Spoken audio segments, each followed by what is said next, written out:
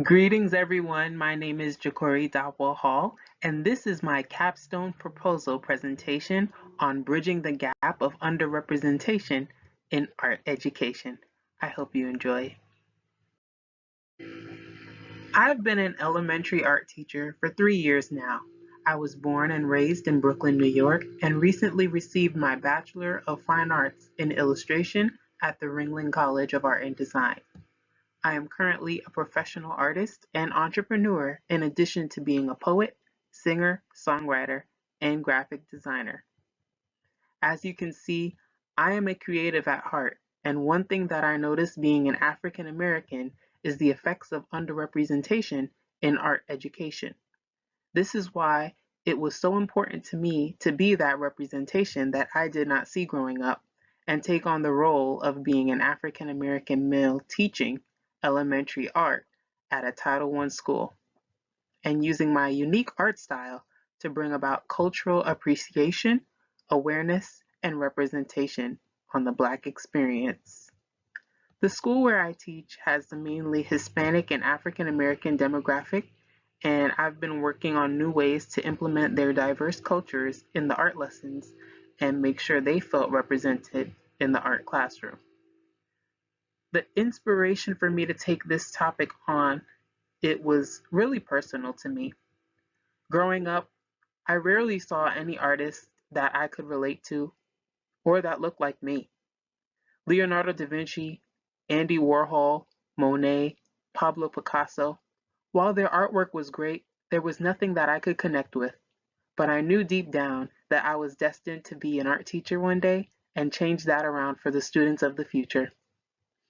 I'm the only African American male on the specials team at my school, and I noticed students can relate a lot more to me and are more comfortable around me because they can see themselves through me. That's the feeling of representation that I'd love to see a lot more of. So, with this on my mind, I decided to do a sample class cultural appreciation project inspired by the silhouette art of African artists. And I thought it would be fun to just investigate how students felt going in on an African art safari and structured, executed an example lesson on how can we test that theory. The results were way past my expectations. Fourth graders knew how to create based on the culture they were exposed to. In the end, it was up to the student and what they chose to create, but they were exposed to the African diaspora, and using what they learned, they were able to choose what they wanted to do and what they didn't want to explore from that culture. Colby's article, African Art in the Classroom, supports this classroom innovation with his statement that a sufficiently valid first attempt is to require a student to recognize African works as art. Teaching students to have that ability to recognize works of art and where they come from can help them become familiar with different forms of art, including traditional, contemporary, and regional variations. As seen from the test trial, the students who were exposed to these African art styles were able to successfully recognize the value of the culture and the specific colors or patterns that the art of those cultures consisted of. So here's a little clip of the student work that was created in that project. So because I saw a need for multicultural representation in the classroom, I figured I could create a unique approach for art education of Black and Indigenous artists that represent the diverse student makeup of my classroom. Hopefully, my multicultural art unit and real concept are things that can be implemented on a larger scale. I looked at different scholars for contextual background in the themes of multicultural art education, and what stuck out to me were the words of Bailey and Desai stating that students exhibit a greater interest in their education when it is something that's personally relevant to them. They explain the benefits that cultural representation can have on students and how it can be a motivation for students to create. After all, art is for everyone and made by many different people. Therefore, the art content that students consume should encapsulate the melting pot of cultures that art educators encounter on a daily basis. These insights brought me to my four main research questions. What teaching methods and resources can be used differently to effectively introduce multicultural themes to fourth grade students in the art classroom? How can multicultural representation through art impact student learning and understanding of complex art themes? Do existing artists, art museums, art galleries, and art curriculums invoke a sense of belonging and relatability for student viewers in their curricular approaches? Could the development of a pre-museum visit curriculum and being a graduate of the Ringling College give me insight into how to connect their collection to my students? A few key points from my literature review are: as art educators, it is essential to expose students to the art of other cultures, especially as globalization unites diversity. A curriculum that steers clear of contentious topics and avoids the complex issues that arise from them only compromises integrity and does little to advance our efforts in addressing the persistent human challenges that art is fundamentally meant to shed light on. The benefits of multicultural education are both educational and developmental. In the realm of art, engaging with a variety of cultural art forms is essential for cultivating an inclusive educational environment, enabling students to cultivate respect for cultures that differ from their own.